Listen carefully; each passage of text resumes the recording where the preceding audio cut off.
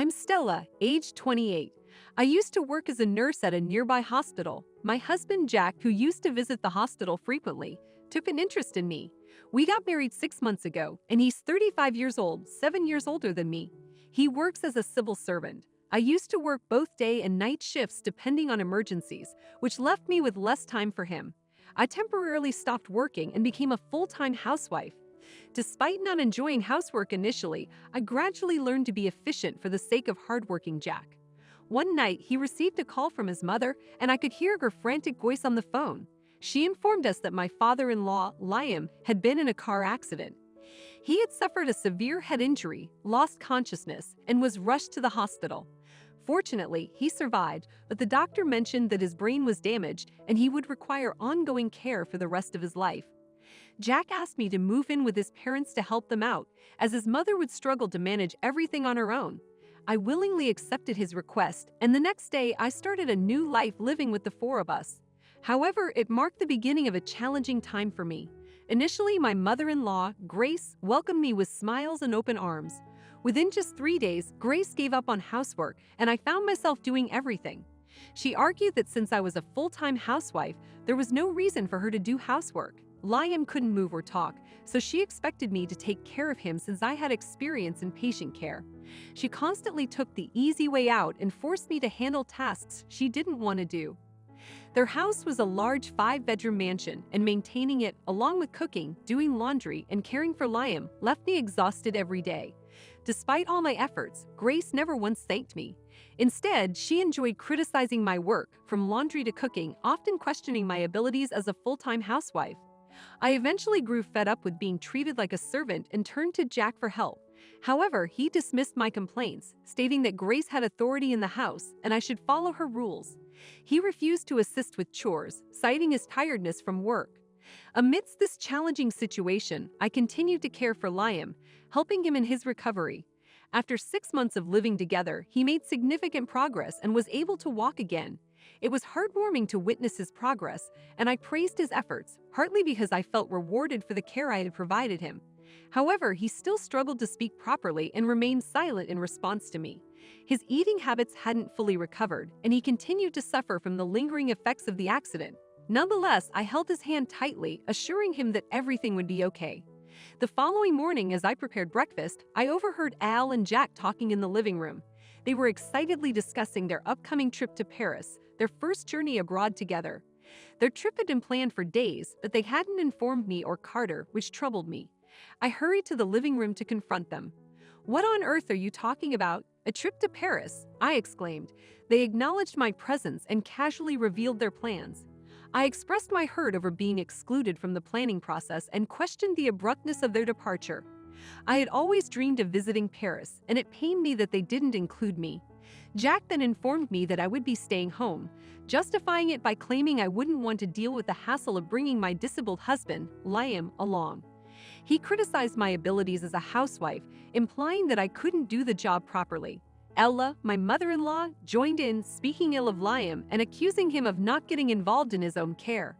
Their insolent attitude reached a peak when they nonchalantly left for their trip, instructing me to take care of the house and Liam's dementia.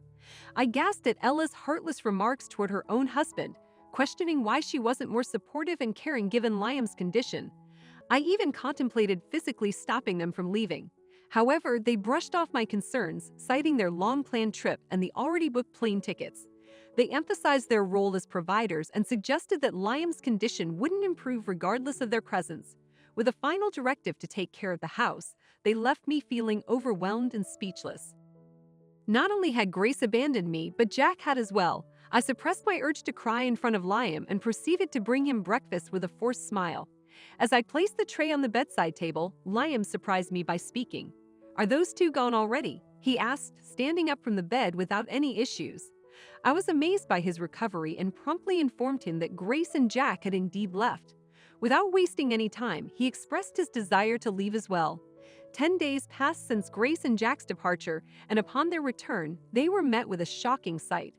The house that had stood there before was now reduced to flat land. In a frantic state, Jack called me to inquire about the situation. "Oh my God, what the hell happened?" "The house is gone," he exclaimed. I calmly welcomed them back and informed them that we had decided to get rid of the house. Furthermore, Liam and I had decided to divorce them, with our attorneys set to contact them later. They cursed me for this unexpected turn of events. "You can't just do something so selfish. You don't even own the house," they exclaimed. They demanded an explanation, but I brushed their concerns aside, stating, "I'll let Liam handle this now." I handed the phone to Liam, who was nearby, and urged them to listen carefully. Their shock was evident when Liam spoke in a clear voice. He revealed that he had regained his speech about 3 months after the car accident, but had kept it a secret. During that time, he had been undergoing treatment and rehabilitation at another hospital, thanks to an acquaintance. With his remarkable recovery, he could now speak normally, and the aftereffects of the accident had vanished. What had appeared to be dementia was actually a pretense, as he had been attending hospital visits or meetings with his legal advisor.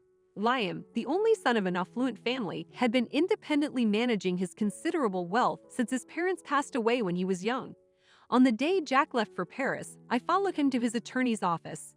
Liam had decided to move into a luxury senior apartment with nursing care, affiliated with the hospital I used to work at. As a gesture of gratitude, he offered me a sum of money for my immediate living expenses and a residence in one of his apartment buildings.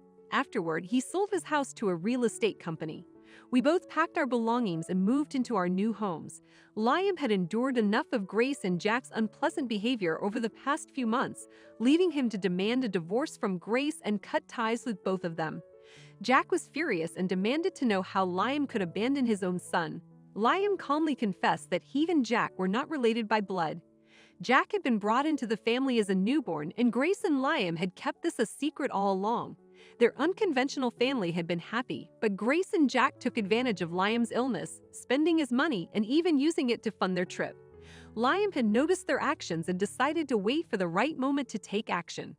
Growing tired of their behavior, he made the decision to sell the mansion and donate most of his wealth to the Foundation for Orphan Children.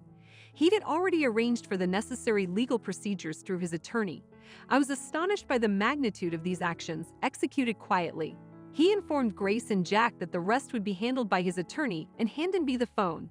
Grace and Jack were in disbelief, pleading with me to intervene, but I had no sympathy for them. I ended the call, stating, "I've entrusted everything to my lawyer, so please don't contact me again." As a result, they not only lost their place of residence but also faced divorce proceedings. Additionally, Jack was forced to resign after his employer discovered he had falsely requested family-paid leave for the trip. He now works part-time while searching for a new job, while Grace works as a cleaner from early morning until late at night to make ends meet. They are currently residing together in a modest apartment. In the meantime, following the finalization of my divorce, I returned to the hospital where I had previously worked and resumed my role as a nurse. I visit Liam regularly, cherishing our conversations. "I couldn't help but wonder why you didn't inform me about your recovery sooner," I mentioned to Liam. "You could have told me." Liam explained, "I refrained from telling you because I was concerned that those two would find out as well. My intention was to catch them off guard. I'm truly sorry that you had to endure their presence for half a year. I sincerely apologize." I assured Liam that I had been more than ready to part ways with Grace and Jack and expressed my gratitude to him for providing me with the opportunity to do so.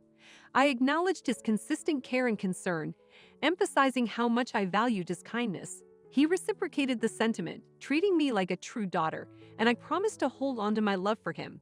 Despite the challenges we faced, I remain genuinely grateful to have met such a kind-hearted man. As I continued to work diligently as a nurse, I held on to the hope of finding a wonderful man to share my life with in the near future.